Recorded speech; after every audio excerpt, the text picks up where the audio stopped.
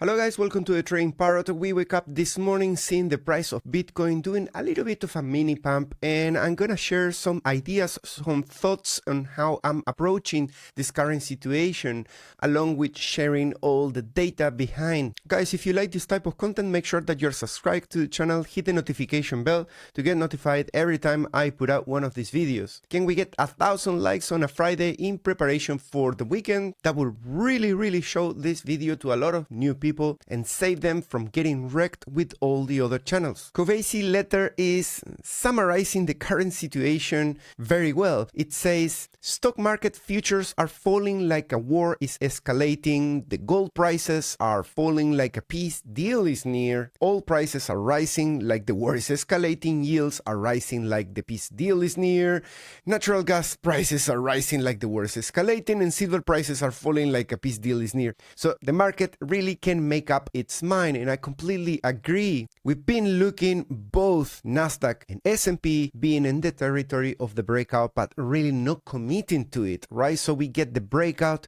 then we get 2 weeks with resistance right below the all-time high. It's like the price is getting shy every time it gets closer to that all-time high, and the same goes for the VIX, right? We have a double bottom right at support. Every time that we've been at this support, the VIX has expanded, and every expansion brings a collapse in general markets. Not a collapse, but a pretty decent pullback. And here we are. On one hand side, we have a double bottom pattern at support on the VIX in preparation for that pullback that should bring the Nasdaq and the S&P way lower. And at the same time, we have the S&P and the Nasdaq in preparation for continuation to the upside. So I cannot agree more with this particular post, which actually is expanding further beyond the assets and the indices I'm mentioning. And guys, if you're a crypto holder, if you have access to an exchange, if you have access to crypto wallets on your iPhone, Android devices, this news, if you didn't hear about it, you really cannot miss it. Apple, Google,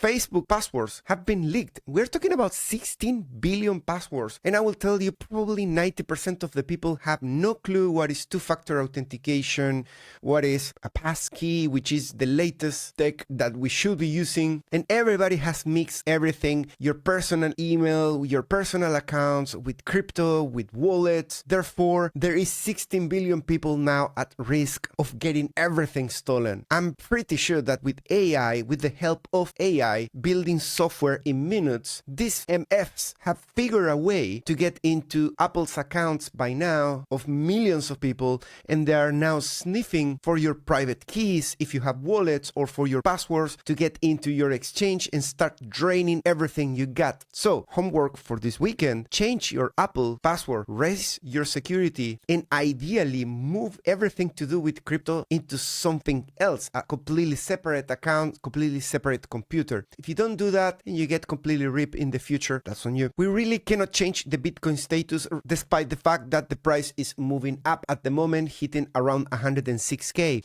And the reason is because, as you can see in here, we have a breakdown, and we've been talking about a revenge rally potentially coming in this area. That revenge rally initially was about to hit around 53 RSI on the 4-hour, but since it's been delayed so long with what I call a bear flag in here, now that revenge rally is going towards the area of 62. Coincidentally, if this becomes really an intense move, just like this move in here or this move in here, precisely after that consolidation phase that you got in 1 and 2, this third one could potentially go for 62. There is a chance that it actually breaks out. Low likely, but if it breaks out from 62.58, it could reach 74.80. As I said, I am expecting in between where we are, which is an RSI of 57 and 62.58, to see resistance. The bears are stepping in this area. I'll show you in the order book, and I'm considering a new position.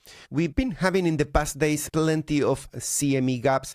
We print one on Thursday in here that got filled this morning. There was one, this was Wednesday, this is Thursday below the price, that got filled at 5 a.m. this morning too, and now we are producing a new one, microscopic, there at 104,735 on CME Premium, which corresponds, and I'm gonna move this line so you can see where it is.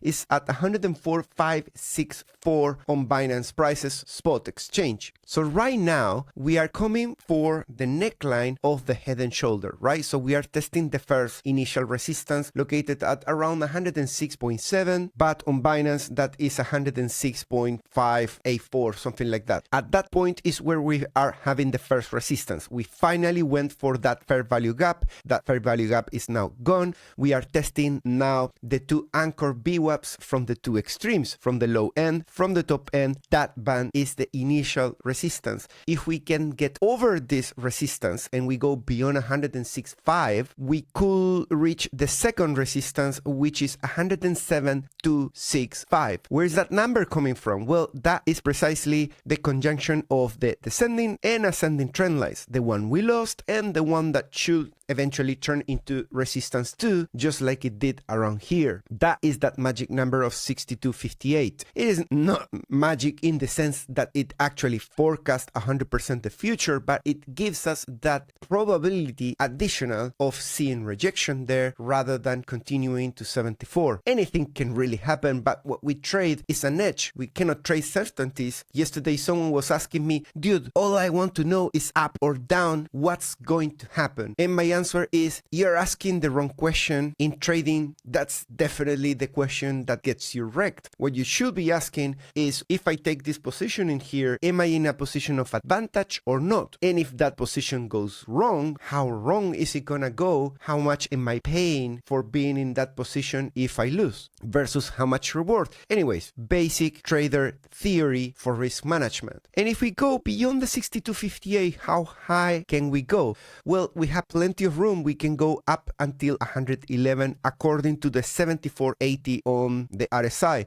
That is a new high relative to this, so that could flip things into extremely bullish by getting there, because it will be the first time, really literally since the all-time high, the first time that we take a decent high. So if you are a bull and you want to bet that we are gonna get there, that's fine, you can do that, but you definitely need to manage your risk. And I think the risk now is the CME gap that we are forming, the rally on a Friday before the end of the month, and what I'm gonna show you in the order book in just a few minutes. Remember that if you wanna take a trade, there is $500 that you can take from the description thanks to the Bybit position airdrop. Look up for Bybit in the link in the description, open it, click register to claim, and then choose from one of these coins so you get that 500 position and you get to keep the profits. If on Friday we manage to go higher around here and we close Friday CME with a price of, let's say, 108, 109, anything that is higher than when we are really, then over the weekend we have that additional protection from the fact that if we go down during the weekend, we create a CME gap on the upside, and that is what I call the insurance scenario from the CME point of view, because you can start Monday and then fill the gap by going up, and you can use that hedge to take longs and shorts accordingly. On the daily, we have a bit of confluence in here with what I was talking on the 4 hour, because we have coming in the 55.32 resistance, we have support now, let's flip it to 45.03, and the other ones remain at the same values. So the support is breaking below 103.661 on the daily. A close below that will be pretty bearish, forecasting moves into point of control at 96.2 today, or at the bottom of the range today at around 89k. If we break on the daily and we close beyond 107.3, that, guys, is a big sign that we could be going for the higher levels of RSI. Those are located starting with 123, which corresponds with the 76.55, but we also have the 85 that's probably located around 140 by now. On the weekly, we continue to go just sideways as a consequence of all this indecision around the general markets, assets, commodities, gas, and everything, literally. There is ambiguity and conflict of signals everywhere these days, and that's a consequence of people running in circles with the war coming in, with a peace deal, with tariffs, no tariffs. It's just turning into a nonsense continuously. Every 2 days we are about to have a bearish cross, and then the 2 days after we are about to have a bull cross. You know, that's pretty much how it's been. Despite that, we are still holding the CPR levels. We've been around here for around 7 days, just continuously slamming those pivots belonging to the CPR levels month of June. We got on the top end 113 and on the bottom end the first support at 94.6. Model says that since the past month we touched resistance, we should be going at least for the first resistance at 113. We haven't looked at this in a while, but actually the short-term holder realized price is very important.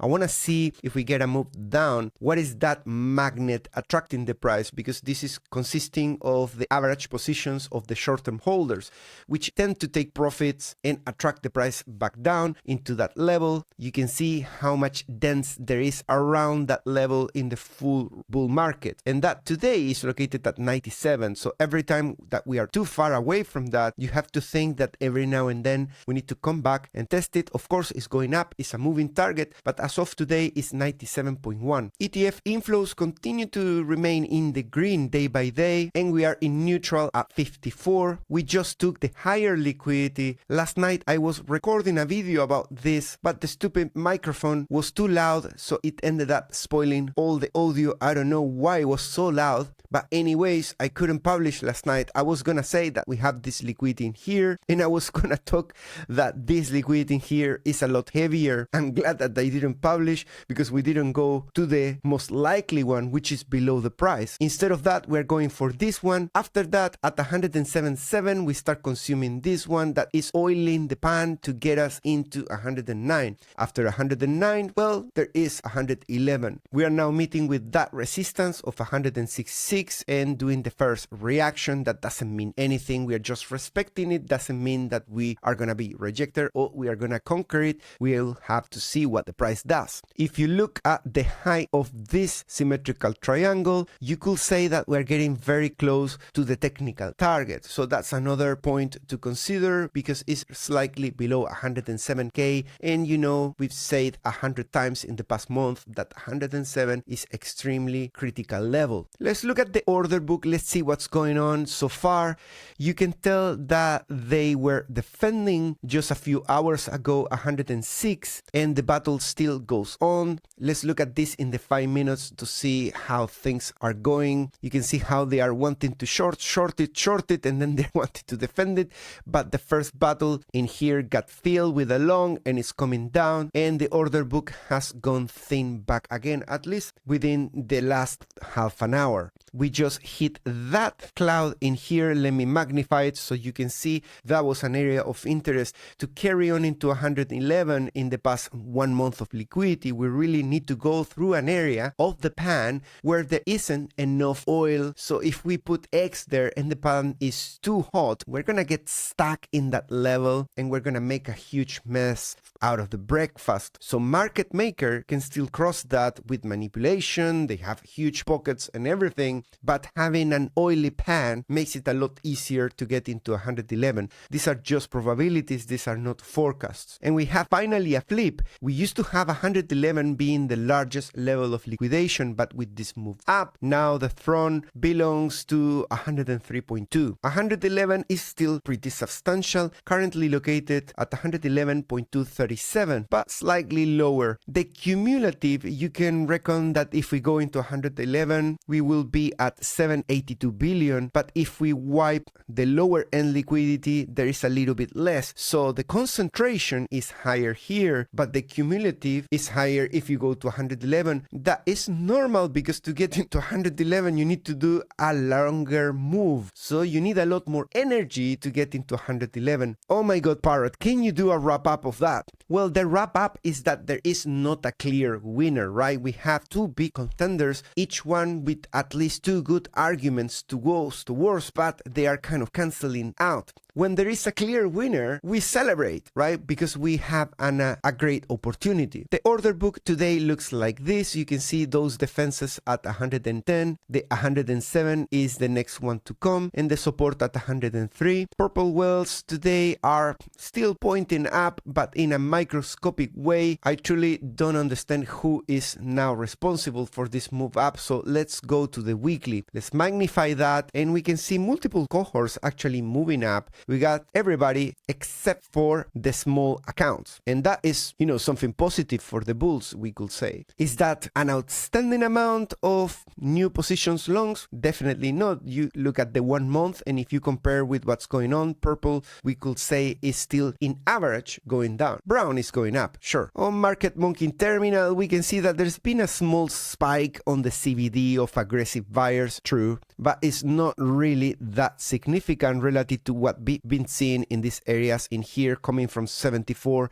into 112, right? So then there were very aggressive sellers, and now it's just mild, not a big deal going on at the moment so far. And you can see in here that they are defending, the shorts are defending this move up beyond 106. They are defending it with 0.08. That's a decent defense, or at least we can say that there is a decent flip from what the bulls were trying to do here, which is to hold the price around these lows. We can say with the same kind of magnitude, now they are trying to defend that the price doesn't go beyond that level. If we close the 4 hour like this, that is a pretty bearish candle, but we still have some time to close it. Funding rates have gone back into the positive. Longs are pulling out from here slightly, not that much, from 50 to 45, and the bid versus ask ratio across all percentages of deviation are in the low end. We have 33, 32, 24, and 47. That means that there is not much support at the moment. We managed to clear out all the delta that